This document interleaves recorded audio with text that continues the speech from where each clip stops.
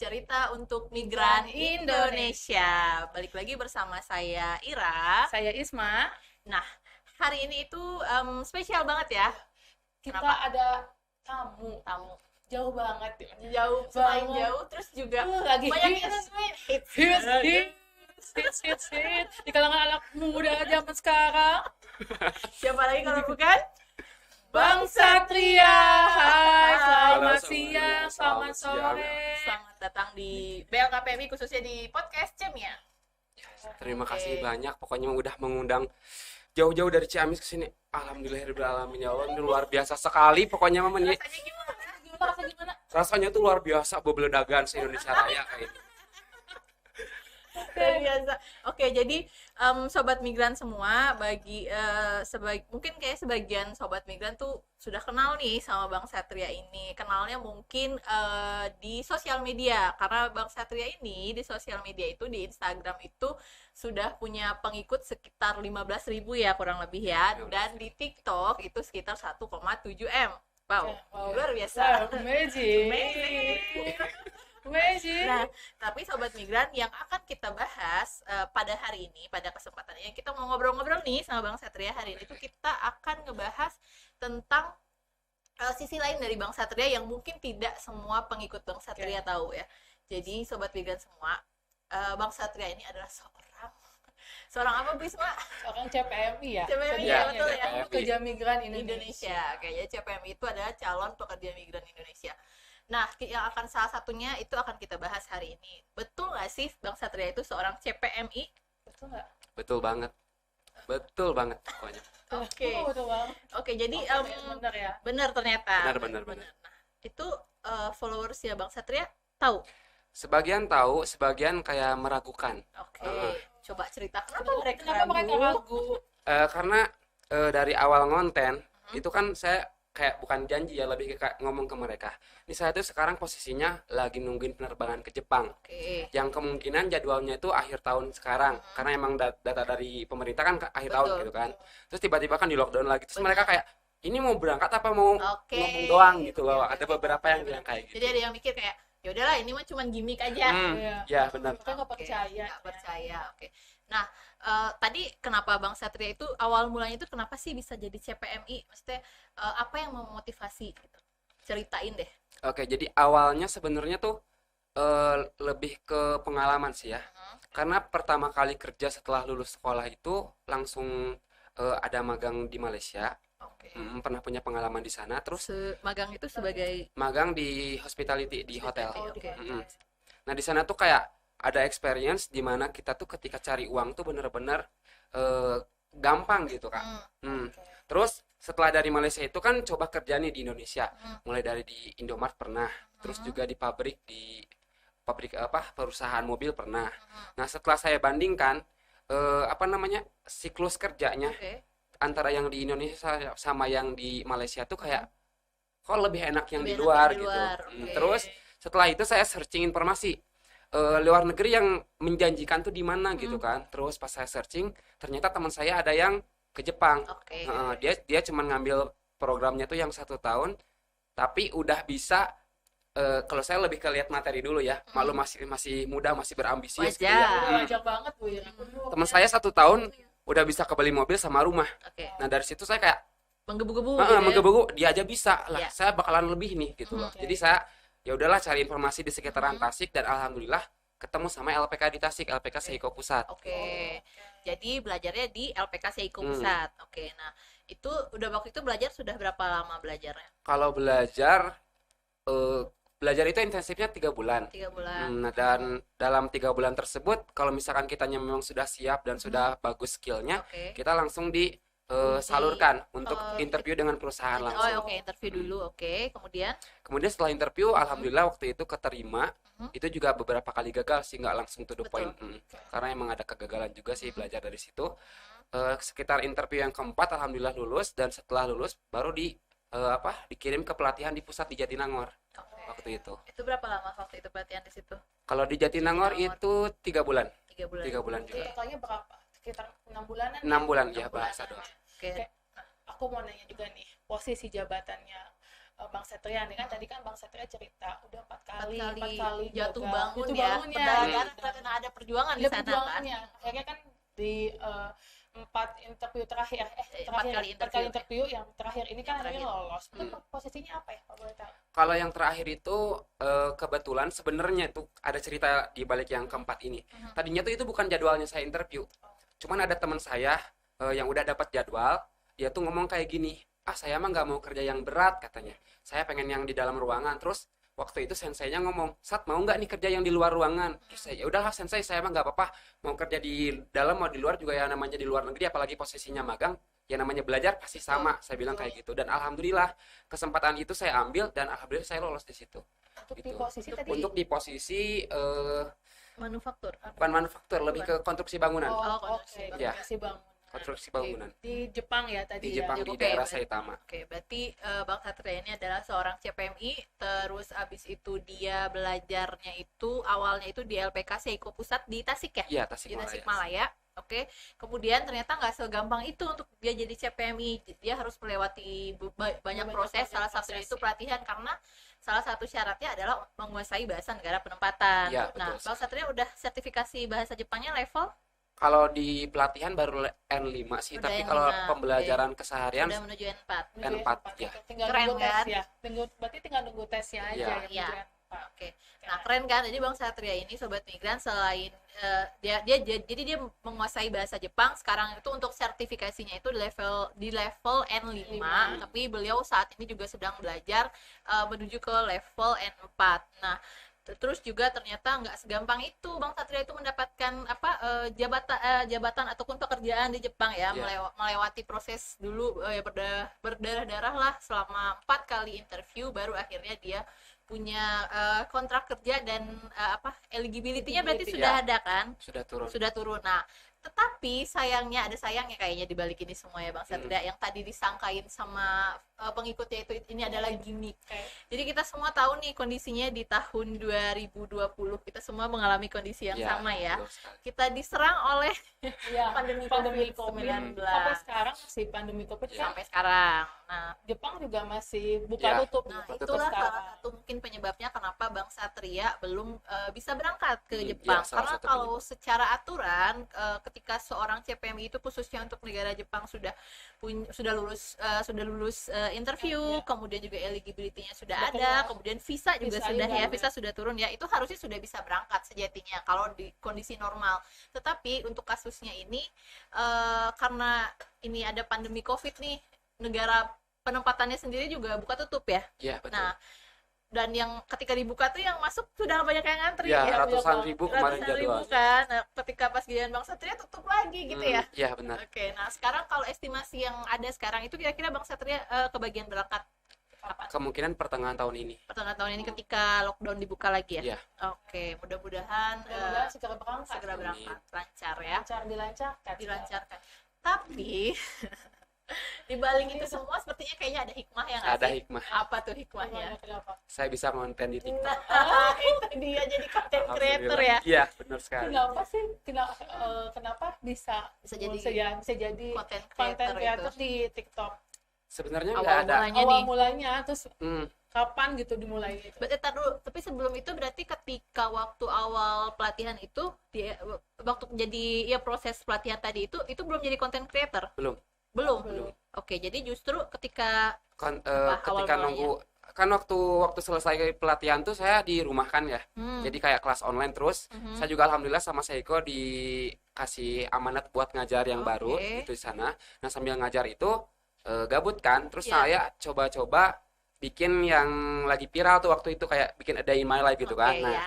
dari situ alhamdulillah banyak yang suka dan minta bikin terus sampai Bikin sekarang. terus sampai sekarang. Mm, Jadi dari- berjalan terus ya, sampai berjalan sekarang. terus sampai sekarang. itu kira-kira sudah berapa udah setahun berarti ada jadi Belum. content creator Bulan berapa Mei. Bulan. Oh, Mei tahun 2000 Tahun kemarin. 2020. Sekitar 8 bulanan. 8 bulanan.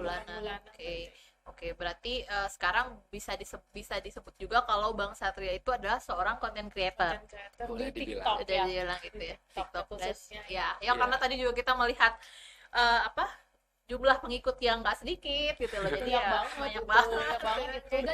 Dan satu lagi Bu Ira, tadi kita pas datang ke kantor juga ternyata udah bikin konten TikTok di kantor kita. Oh iya. Ya, Oh, pas keren. tadi kita mau masuk tuh udah siapin tuh foto konten dari kita. Berarti teman-temannya Bang Satria jangan lupa dilihat. Iya, nanti Bang Satria taruh di link ya. Siap, siap. Oke, sip.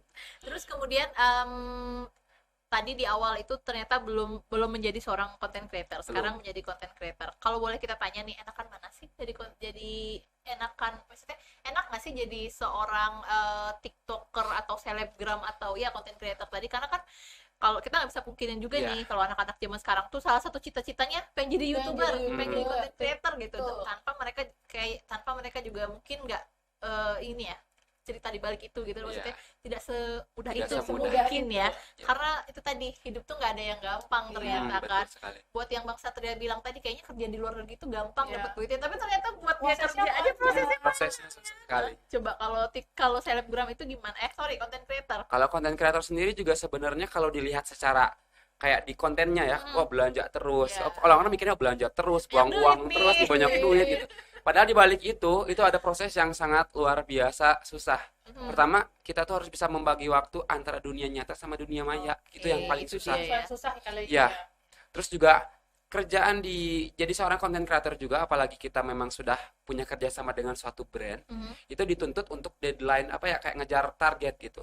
Kalau misalkan kita dituntut untuk hari ini hari ini selesai suatu video dan kita belum bikin, itu malah akan dikejar terus. Karena ada Bahkan tanggung jawab di sana ya. ya tanggung jawab Oke. besar. Emang ada jadwalnya untuk Ada tayangnya jadwal, ya. iya. Untuk misalkan suatu brand itu tuh tayangnya di tanggal-tanggal tertentu gitu. Betul. Di waktu-waktu tertentu. Mungkin sudah dijadwalkan kali Iya. gitu. Oke, jadi tidak segampang itu ya. Nah, kalau sekarang nih dari segi penghasilan berarti itu kan pasti tuh maksudnya nggak akan jauh pertanyaan netizen tuh dari sana ya. Karena salah satunya tuh kan yang beredar nih, yang kita dengar nih, kenapa orang pengen jadi content creator? Karena penghasilannya menggiurkan Iya. gitu Iya, kan. Dan gampang Bu Dan ya. gampang menurut Menurut mereka Menurut gampang. mereka. yang terlihat di Terlihatnya. luaran ya. Ada kan Kalau di dalamnya beneran darah nggak beneran? perjuangannya itu tuh kan susah banget untuk Susah banget, untuk ya. untuk membuat brand percaya sama kita kan susah ya, apalagi brand baru gitu, kita harus review produk dan segala macam itu kan susah. Terus mungkin teman-teman yang Bang Satria gitu ya lihatnya tuh gampang cuma gitu doang, saya juga bisa, padahal tuh ternyata susah gitu. Nah, itu gimana kalau untuk penghasilan? Kalau tidak keberatan, angkanya boleh disebut Eh, dong. kalau untuk penghasilan itu sebenarnya saya juga belajar ya waktu awal-awal. Waktu awal-awal tuh saya nggak tahu kalau misalkan bikin video tuh bisa menghasilkan. Di Jujur, awal. saya nggak tahu, kaget. Oke, Jadi berarti pas di awal itu pasti mikirnya cuman, wah rame nih, rame ini itu terkenal gitu kan, Terkenal. itu udah alhamdulillah gitu kan. Terus pas tiba Sederhana pas sekali pertama FYP tuh kan ada yang nge-DM. Mm. Jadi, "Bang, kalau endorse dia Bang berapa?" Itu saya kaget. Langsung minta rate Ah, card-nya ya. Ini apa red? Ini red itu apa? Saya sampai googling gitu kan, ini red itu apa? Terus tanya sama teman juga yang tahu kan. Itu red itu harga apa? Saya nge-rate berapa? Terus tiba-tiba saya nge-rate itu pas awal pertama kali itu tuh cuma 200.000. 200.000. 200.000 dari itu hampir tiap hari produk datang ke rumah. Itu untuk satu video di TikTok. Satu video di TikTok Oke, waktu awal. waktu awal. Terus saya konsul sama salah satu teman yang emang dia tuh manajer sosial media di Tasik kan. Itu katanya kamu terlalu murah. Murah. Mm-mm. Pantes. Pantesan Pantesan tiap hari gitu kan. Terus teman saya bilang, itu kamu terlalu murah, jangan segitu. Terus dia kasih keluhan, kasih ilmunya juga, segini. Terus sampai sekarang alhamdulillah, meskipun barang nggak terlalu banyak masuk, tapi alhamdulillah ada aja dan sesuai dengan kualitas yang dikasih sih. Berarti kalau boleh tahu rate card-nya sekarang berapa? Red card per satu video sekarang kalau yang terbesar ya. Kemarin Boleh itu dong. bulan Februari udah naik lagi alhamdulillah. 6 Alhamdulillah. di 6 sih. Di 6. Enam 6 berapa berapa digit? enam apa nih? Jadi kalau kemarin di 6 juta alhamdulillah. Oke, alhamdulillah. Oke. Nah, berarti kan mungkin dari sebelumnya nih Bang Satria, kita balik lagi ke belakang, berarti sebelumnya itu mungkin bisa disebut Bang Satria itu hanya orang yang sedang berjuang untuk bisa bekerja ke Jepang Iya. dan sudah mendapatkan peluang tersebut. Mungkin dari segi penghasilan itu pasti berbeda ya dari ketika saat ada di posisi itu dengan posisi sekarang. Ya, Kita juga tahu nih untuk bekerja mungkin maksudnya magang ya, jalurnya SO ya Yes, ke Jepang. Nah, untuk teman-teman yang magang ke Jepang nih, untuk SO itu kita bisa, teman-teman semua juga mungkin bisa googling gajinya itu berapa gitu kan. Nah, dengan penghasilan dan pendapatan Bang Satria saat ini, ngaruh nggak sih ke apa, ke motivasi Bang Satria untuk tetap bekerja ke Jepang? Masih pengen nggak Masih sih? pengen nggak sih? Masih pengen nggak sih kira-kira? Kalau misalkan dilihat secara keuangan mungkin Iya. orang-orang mikirnya ya udahlah konten aja gitu Betul. kan, banyak banget yang bilang kayak gitu, bahkan teman saya yang udah di Jepang pun udahlah jangan kesini lu capek, mending di situ aja bikin video gitu kan. Tapi karena memang Gitu ya, tapi katanya. karena memang saya sebelum terjun di konten di konten creator TikTok pun emang dulu itu punya mimpi ketika saya nanti bisa ke Jepang mau bikin konten di sana. Oke, gitu. Udah ada planning. rencana. Sudah ada ada planning, planning. ya. Tapi alhamdulillahnya sebelum ke sana udah meledak duluan di sini gitu. Jadi ya tinggal Tinggal ngejalanin, terusin. tinggal nerusin gitu. Kayaknya sih kalau misalkan nanti Bang Satria datang ke Jepang gitu, mungkin kayaknya 11-12 sama Jerome kayaknya. Amin ya Oh, Allah, iya. amin. Ini versi Sundanya gitu ya. Iya, ini kan Jerome ini, versi Sundanya kita tuh ya, Bang Satria. Mungkin Oke, jadi mungkin ini bukan, jadi Bang Satria tuh melihat sesuatu tuh bukan hanya dari segi angka, Ya, ya benar ya, tapi Betul. ketika di Jepang juga ingin mencari experience Ya, baru, itu. terus mungkin juga ingin mengembangkan diri, membuka apa cakrawala pikiran lebih ya, jauh lagi. benar. Benar. dan mungkin juga kan kayak kita bisa berinteraksi sama bukan hanya orang di Indonesia khususnya Tasik gitu, dan Oke. Ciamis bisa lebih kenal lagi sama teman-teman di Jepang mungkin. Ya, Betul. Sama tambah negara relasi. lain juga kan pasti kan tidak pasti banyak lah teman-teman dari luar Indonesia, ataupun pasti kan ada yang kerja di Jepang. Iya betul. Oke, berarti untuk planning selanjutnya itu tetap bekerja ke Jepang ketika nanti sudah, misalnya ketika lockdownnya dibuka dan bisa terbang, bisa berangkat untuk magang ke Jepang. Kemudian ada planning lain mungkin Planningnya ya sambil di sana sambil ngonten juga. tetap sambil konten. Oke, berarti tetap apa sih jadi menjalankan dua profesi ya? Ya, Menjalankan dua profesi, tetap dengan Konten. prosesi magang ke Jepang tadi, Oke. dan tetap jadi Konten, content creator konten tadi, creator. konten di Jepang. Nah, dan mungkin ketika di Jepang pun nanti tetap mungkin ada endorsement yang tetap masuk dan segala macam, ada project-project yang tetap Iya. masuk. Berarti semoga aja. amin. Amin. Kita doain banget nih. Keren banget ini mah. Berarti nanti kira-kira kalau magang itu kan sekitar kurang lebih 3 tahun ya. Ya, 3 tahun. Nah, itu berarti ketika nanti Bang Satria pulang setelah 3 tahun itu dengan menjalankan dua profesi nih, kira-kira punya planning apa nih? Planning besar apa? Oke. Kalau planning itu sih alhamdulillah sih saya punya rencananya. Itu pengen bikin suatu usaha lebih ke kuliner sih ya. Kuliner yang mana itu bisa merekrut banyak tenaga kerja Oke. gitu. Kalau untuk kulinernya sendiri karena kebetulan orang tua saya basicnya memang tukang masak gitu. Jadi pengen yang kayak Sundanese restoran, terus banyak banget yang kerja di saya gitu. Mulia sekali. Alhamdulillah. Berarti niatnya adalah membuka lapangan pekerjaan Iya. baru. Orang-orang di sekitarnya. Benar. Jadi bisa merekrut sebanyak-banyaknya ya. Sebanyak-banyaknya. Sebanyak-banyaknya. Luar biasa niatnya. Atau nanti kalau misalkan pulang ke daerah, misalkan kita lagi dinas nih ke daerah rumahnya Bang Satria, nanti suatu saat nanti Iya. 3 tahun yang akan 3 datang tahun yang akan kita lewat restoran. Amin. Mantap Amin. banget ya, kita lihat Semoga ternyata ini tercapai. restorannya Bang Satria, Iya, dan Bang kita Satria. lihat pegawainya itu banyak. Banyak. Luar Dan biasa loh ya, itu luar loh. biasa Niat banget. baik banget, niatnya aja di awal udah baik gitu loh. Nah, aku tuh juga sebenarnya penasaran nih, kan ketika Bang Satria bikin konten nih, kan kita lihat nih sama-sama mungkin di sosial medianya Bang Satria, khususnya di TikTok itu kan, aku kan kalau aku lihat nih rumahnya kan maksudnya masuk ke gang ya, Kang? Iya. Masuk ke dalam ya. Paling ujung. Nah, paling ujung. Iya, paling ujung. Paling ujung. Nah, terus ketika banyak barang datang nih dan segala macam, itu maksudnya di awal-awal mengagetkan lingkungan sekitar nggak Ya, sih? mengagetkan. Apalagi tetangganya pasti Iya. bilang, kok ini tiap hari ada paket datang, Bener banget. belanja terus. Bener sekali. Sangkanya tuh apa? Sangkanya tuh belanja terus banyak duitnya. Padahal kan belum tentu ya, enggak? Terus sama ketika konten makeover itu kan, iya. dari kamar, dapur, Sampai sekarang nggak ruang tamu, beres-beres. beres-beres. Kok beres-beres ya? Beres-beres itu. Karena aku tuh nungguin apalagi konten halaman Iya, halaman iya. samping dan segala macam itu. Nah, itu gimana tuh?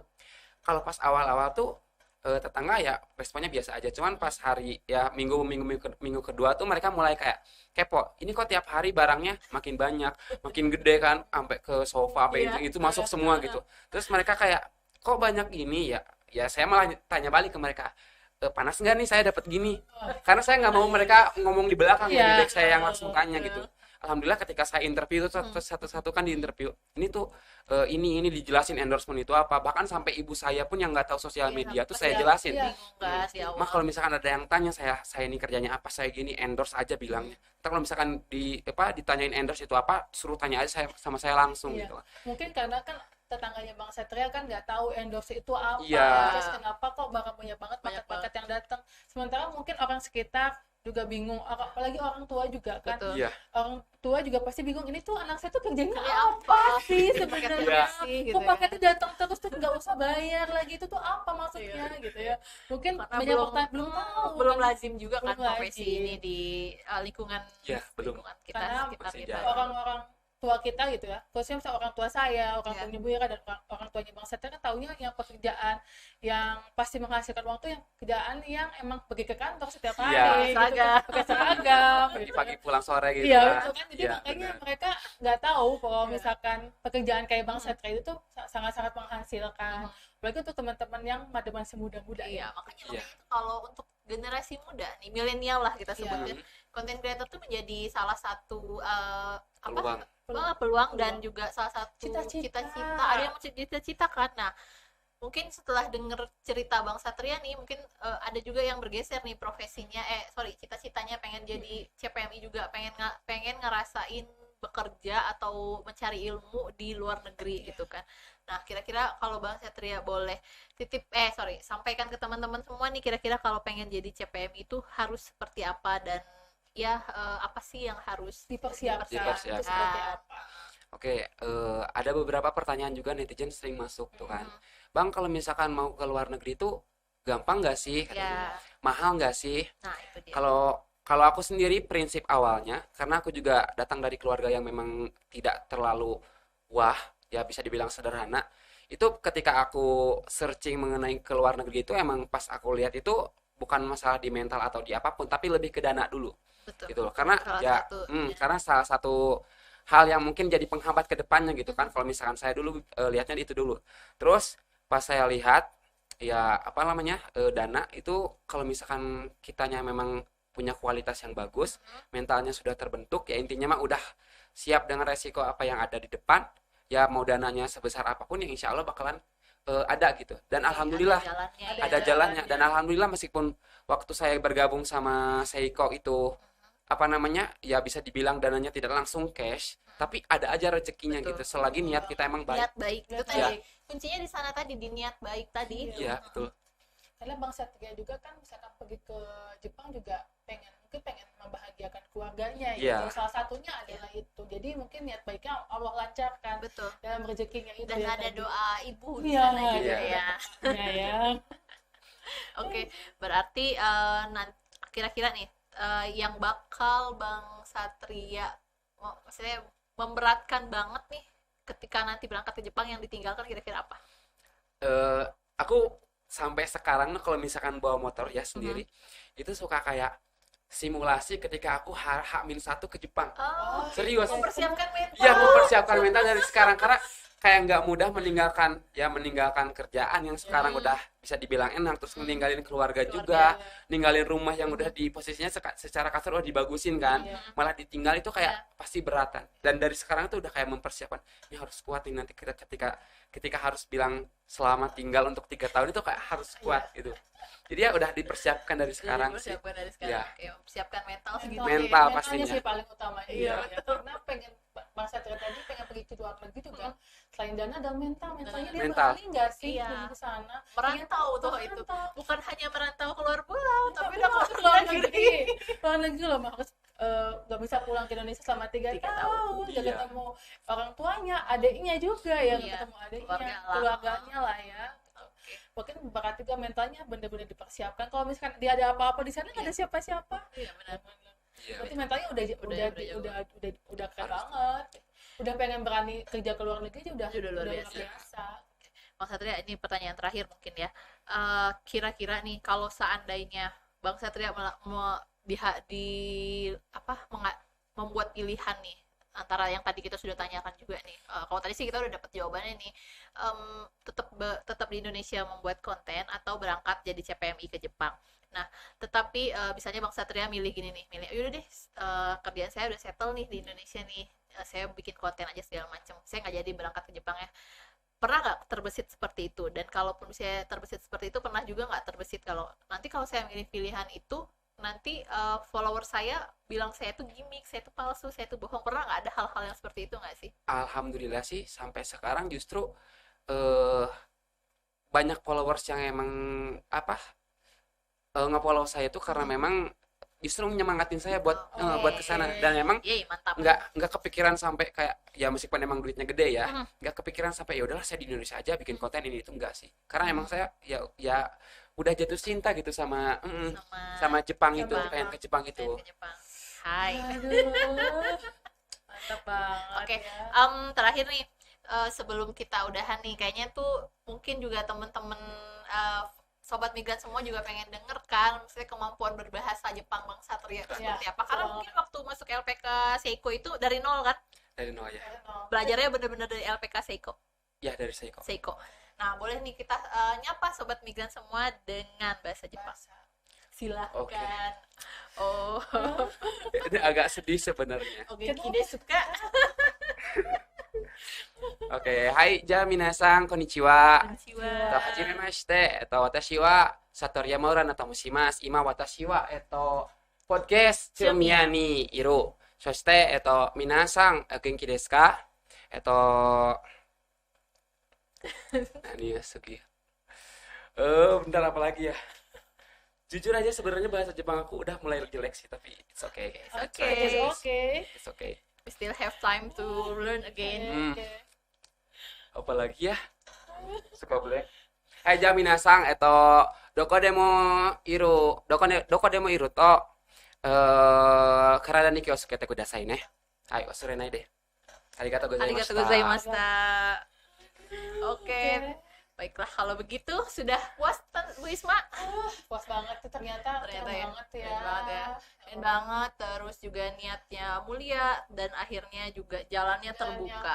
Selalu ada jalannya. Selalu ada jalannya, dan ternyata mentalnya juga sudah terbentuk banget, karena untuk menjadi seorang CPM itu tidak hanya cukup menguasai bahasa negara penempatan, kemudian memiliki dana, karena memang kita tidak bisa pungkirin ada uang untuk penempatan itu, dan itu diatur dengan sangat jelas dalam undang-undang yang berlaku di negara kita gitu. Jadi ada jalurnya, ada alurnya. Nah, mungkin juga teman-teman yang ingin bekerja ke luar negeri ataupun seperti program yang diikuti Bang Satria itu program magang atau istilahnya itu sending organization ya. Sending organization itu bisa cari info pasti nih, jangan sampai tertipu, karena ternyata kasihan juga banyak banget juga kan teman-teman kita yang tertipu, dan hal-hal itu juga yang mungkin jika ada nih follower Bang Satria yang ingin melakukan hal yang sama tuh juga harus hati-hati ya. Harus hati-hati. Nah, mungkin juga bisa nanti tuh kalau misalnya pengen cari info bingung harus kemana, bisa didengerin di podcast Cemia atau nonton di YouTube Cemia juga. Kita sudah rangkum tuh penjelasannya, ada di YouTube dan podcast kita, karena kita juga langsung nih sama pihak pemerintah.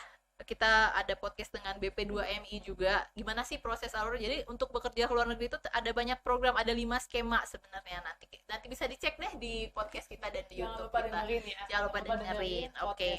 Cemia. Pokoknya kita semua doain semoga apapun profesi yang akan dijalankan dan dilaksanakan oleh Bang Satria itu semuanya lancar dan pastinya diberkahi ya. Karena niatnya juga baik. Niatnya baik. Mudah-mudahan planning tadi itu si Resto Sunda itu benar-benar bisa terrealisasi. Nanti kita kalau bisa kita ketika Bang Satria pulang, nanti kalau bisa Bang Satria di Jepang jangan lupa kirim-kirim kabar ya Pak kita ya. Terus juga nanti ketika si mimpi tadi terwujud, insya Allah ketika kita ada kegiatan ke Ciamis, insya Allah kita mampir ya. Oke. Siap banget. Luar biasa banget ya Wisma ya, anak muda yang mimpinya besar, semangatnya besar, mentalnya kuat. Luar biasa pokoknya. Pokoknya nanti kalau misalkan teman-teman Cemia, kalau misalkan pengen keluar negeri, lihatnya contohnya Satria, dia memiliki itu semua, itu udah ada di komplit semuanya, mentalnya itu udah ada banget gitu. Kalau misalkan besok lusa harus berangkat, kayaknya udah siap juga. Siap juga. Karena dia sudah bikin simulasi juga. Mungkin besok dia kalau misalkan mau pulang naik motor sendiri tuh kayaknya besok aku mau berangkat nih. Kayaknya sih Dia gitu. hampir tiap malam pokoknya kalau misalkan keluar malam terus bawa motor tuh ya simulasi gitu kayak ngomong terima kasih yuk. tapi Luar biasa. tapi emang kayak lebih apa ya, biar nanti pas hari H tuh nggak terlalu sedih. Nggak Aku terlalu prinsipnya sih kayak gitu. Iya. Jadi ya disiapin dari sekarang lah. Jadi Menguatkan hati. Iya, menguatkan. jadi kan biasanya itu kan yang paling sedih itu yang ditinggalkan. Iya. Tapi kalau untuk kasus ini mah yang meninggalkan Meninggalkan. dan yang ditinggalkan sama-sama Sama-sama sedihnya. sedih dua-duanya Iya. kayaknya sih gitu. Oke deh. Baiklah kayaknya sudah cukup banget ya Bu Isma ya. Iya. Oke, luar biasa. Pokoknya saya tuh sampai bingung mau ngomong apa lagi, saking terkesima gitu loh. Saking takjubnya. Takjubnya. Oke, jangan lupa sobat migran semua untuk follow sosial Instagram, media iya. kita ya, ada Instagram, kemudian ada Ada YouTube-nya, YouTube juga, ada Spotify, jangan lupa dengerin juga podcastnya Podcastnya. Cemia di Spotify. di Spotify. Oke. Terus apa lagi? Jangan lupa pokoknya di like, di follow dan di share ke semua agar semuanya mendapatkan informasi yang Oh iya, bermanfaat. jangan lupa kalau misalkan teman-teman Cemia ini mau nanya informasi juga tentang pekerja migran, jangan lupa stalking ya Instagram, Kalau ya. misalkan masih belum yakin Iya. jawabannya, kita DM aja di DM aja. Instagramnya. Nanti Bang. dijawab sama miminnya. sama miminnya. Ada miminnya juga di sini ternyata. Oke, baik, itu saja dari kita semua. BLKPMI bermanfaat Bermanfaat untuk bagi kita. semua. Bye bye.